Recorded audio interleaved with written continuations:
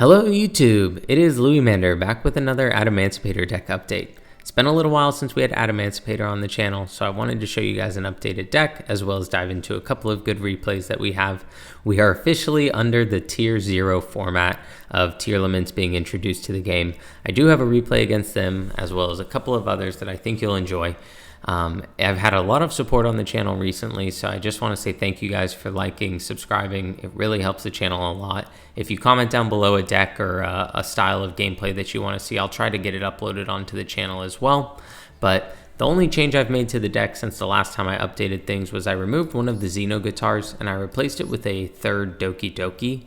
That is because I think the third Doki Doki is a better starter and is also a better support card to get us into Herald of the Arclight, which with its main ability of sending any card from the hand or main deck to the graveyard and banishing them instead, being a huge component of stopping TEARLAMENTS, I think it's a really good card to be able to go into very easily, so it's a card I've been using a lot more this season, as I'll show you in the gameplay.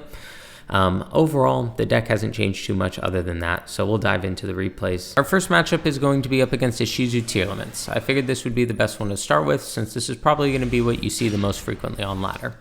I do go first and have a decent opening hand if my opponent doesn't have Disruption, and they do have Maxi. Luckily, this is the one form of disruption I can handle since I was able to draw the Ash Blossom, and I figured my opponent would have used an Ash Blossom there if they had it on the Doki Doki, as opposed to letting me start to get my plays off and going with a Maxi. I'm able to bring the Analyzer out and I am met with a Kelbeck. I go for the foolish play in my plan, and my opponent had the Ash Blossom all along, so in the end, nothing I was going to do was going to really help me or matter on this turn. I do have to pass to them. And luckily, the good thing against facing TEARLAMENTS is they usually aren't amazing at OTKing you on the second turn, so you do usually get a chance. My opponent is going to summon the Merlee to start pitching to graveyard, and they're going to mill, draw the Agido, and be able to mill more. I don't get anything too useful to mill other than a bunch of Earths on graveyard if I can get a Block Dragon into my hand. My opponent's going to fuse into the Caldeo. Shuffle back my Doki Doki and swing in. They do pass back to me after this. My draw is going to be important here, and I do get the Call by the Grave.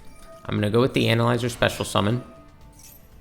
And as my opponent goes for the TEARLAMENTS Salik, I believe, we are going to activate Call by the Grave to negate the Caldeo from being able to do its effect and come back onto the field. My opponent does have the Keldo in hand, so he is going to be shuffling it back into his deck, but that's not really too big of a deal as long as we negate the actual effect of it bringing back onto the field. We bring the Dropsies out, and I could have either gone into the Adamancipator Dragite or the Raptite, excuse me, but I thought the Prinkids play was better to guarantee I could get the Granite out. And then once Granite's out, I can go into Block Dragon. And because I have so many Earths in graveyard thanks to my opponent, I'm able to easily bring out Nightmare Unicorn. I bring back my Block Dragon after activating its effect and having Researcher and Seeker and the Supplier in hand. I'm able to special summon both of my Adamancipators. And at this point, it's going to be over for my opponent, as I'm going to be able to bring out a Baron, an Access Code Talker, and many others, but I need to bring more bodies on field first, so I just need a couple of good excavations. I'll start to fast forward here, as you guys can probably assume what's about to go down. I hit the Raptite, I bring out the Supplier, I bring out Access Code Talker, bring out the Baron, and my opponent concedes. And this is how you can end up playing with a lot of consistent combos as long as you draw your cards, and why I'm a big fan of the 40 deck. But let's go to game 2. All right, everyone. Game number 2 is going to be a matchup up against EXOSISTERS. I am able to win the coin toss in this one and go first, and I have a pretty solid opening hand. I get my Adamancipator Analyzer to resolve successfully, and I have a couple of choices, but decide to go with the Doki Doki because this is the easiest way to extend my plays. I get the Printkid Roxy's on board and start my Prinkids play, and unfortunately on the draw effect of Roxy's, I'm going to be hit with a Droll and Lockbird. A very unfortunate card for a Adamancipator player to see, especially before they've been able to activate and resolve Block Dragon. So at this point, my goal is to just get as much disruption on board through my excavations as possible, and I'll worry about getting Block Dragon my next turn if we make it that far. Here I make a pretty big misplay by going into the Borreload before I link summon into Appaloosa. I would have been able to attach the Prank Kids Dodo instead of the Meow Meow, and that would have allowed me to have an extra negation on my following turn if I make it to that point. So I did want to call that out as a misplay to you guys. My opponent does fire off the Imperm, and I'm going to use the Borreload Savage on that, not knowing what spell and traps they might have, because I think the 3 monster negates in a blind matchup is probably more useful.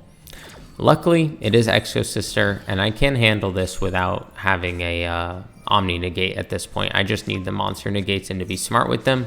I allow the draw effect to resolve, and my opponent passes to me after setting 2.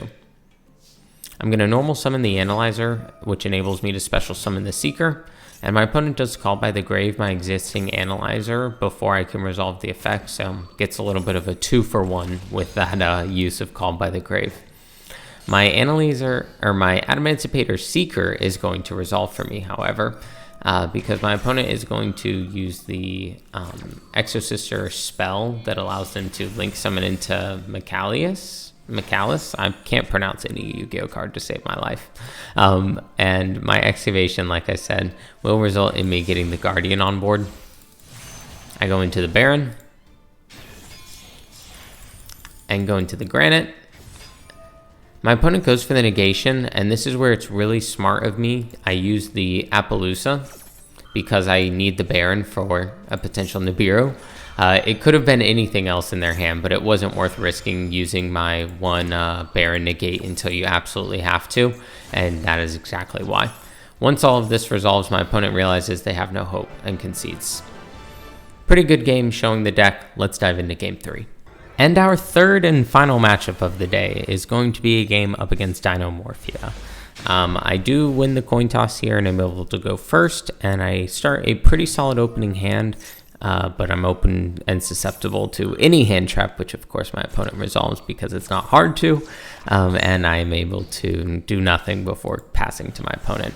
I'm going to shotgun the Maxi in their draw phase just in case I'm facing something with triple tactics talent. I am clearly not, as my opponent activates a Pot of Duality just to rub it in my face that I'm an idiot for doing that, and crashes into my Seeker and destroys it. Sets 3 and passes to me. I get the best draw possible with the Adamancipator Researcher.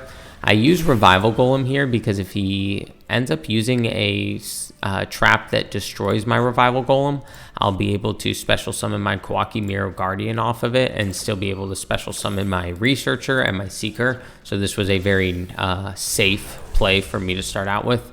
They are going to activate the Rexterm, which does nothing to negate your activations of cards you don't control on the field. So I'm still going to be able to special summon both of my Seeker and my Researcher, which is more than enough to get my plays going here.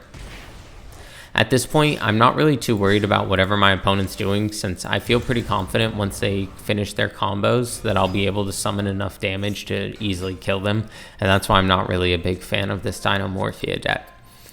I do hit the Doki Doki, which is exactly what I wanted to because that pretty much guarantees me the game. I go to Tackle Crusader, and before I can even flip the Rexterm negating its effects, my opponent concedes because there's nothing more they can do once that happens. Pretty good game showing how you can still win and play around things. I might as well have gone second in that deck and was still able to do everything I wanted. I wanted to thank everyone for sticking around to the end of the video and supporting the channel like this. I really appreciate it. Please like and subscribe if you enjoyed the content, as I want to keep putting stuff out, and that's a good way to let me know it's actually something you guys are enjoying looking at. One other thing, leave a comment down below if you're interested in a different deck style or profile for other ones that I have. I've got a lot of different ones, or whether you want to see a new Sky Striker build I'm considering making that's centered around going first.